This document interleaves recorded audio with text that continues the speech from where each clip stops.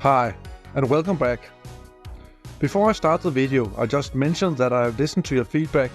I've fired my AI assistant and I'll be narrating the videos from now on. I hope you see this as an improvement, but please let me know in the comments. Today I'll take a look at 1982, a very important year for this series of videos. Why, you might ask?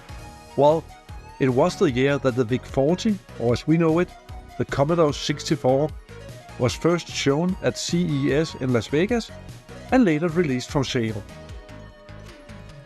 It was also the year where the world saw the first CD player, the Sony CDP-101. This device marked a shift in audio technology, moving from analog to digital playback. 1982 was also a great year in cinema, just to mention a few: Blade Runner, Tron, E.T., Conan the Barbarian, and First Blood. As 1982 was the year that the Commodore 64 was released, the numbers of games was also limited. I'll challenge myself by limiting my list to only a top 5. No shortlist, no nothing, just a top 5. Please enjoy. I kick off the top 5 with Night Mission Pinball, a classic pinball simulator. The game stands as a fine example of a pinball game, especially considering it's one of the earlier Commodore 64 games. It has surprisingly nice graphics and a realistic ball movement. I've played many newer pinball games on the Commodore 64 that wasn't as good as this one. While the presence of worse games doesn't add to its quality, it's still worth mentioning. I don't know if calling it midnight is just a smart trick for keeping the graphics in black and white.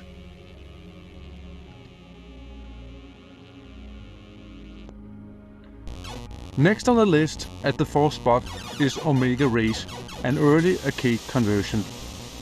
With the simple concept of thrust, turn and fire, it's one of those easy to learn, hard to master game.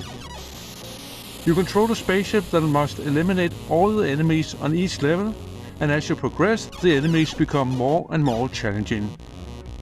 The graphic has a straightforward vector look, but don't let that deceive you. The game is addictive, and after you die, you always feel like the need to play just one more game. A fine example of early 80s gaming.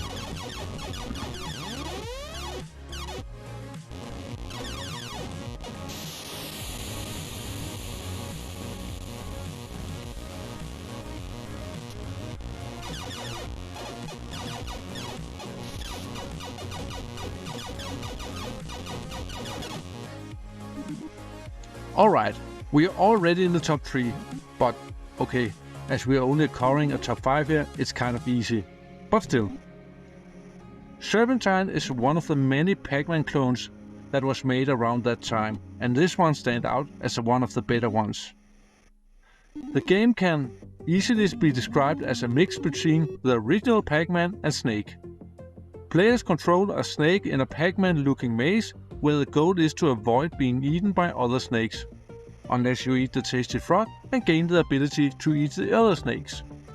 And just like the original Snake, you grow longer the more you eat.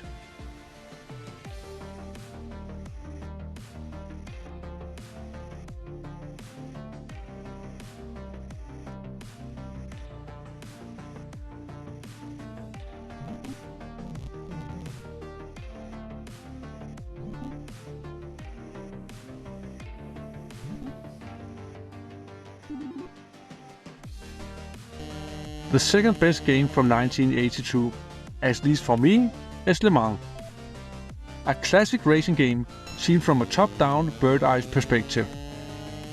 The graphic is simple and the road is more or less straightforward. However, the challenge of racing among other cars that have absolutely no sense of traffic rules makes it a bit challenging. And as the game is named after the famous 24-hour race, there's also a little bit of night driving included. So, all in all, just a basic racing game, but still great fun. I like it.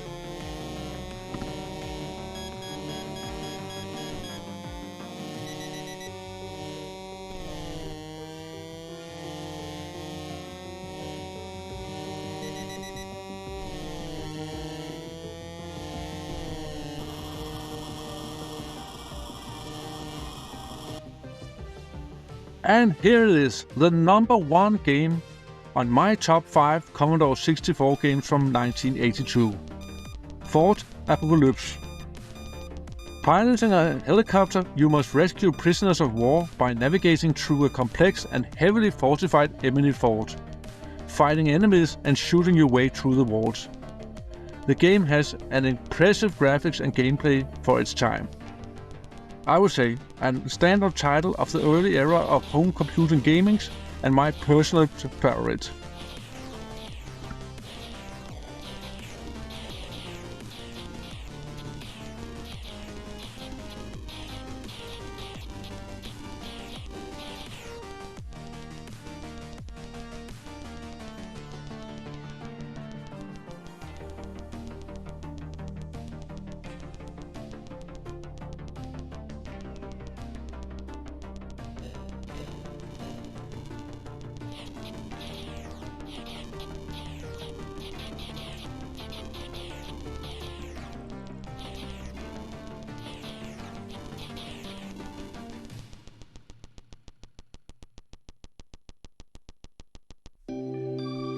So, this was my top 5 of games from 1982. I really hope you enjoyed it as much as I did making it.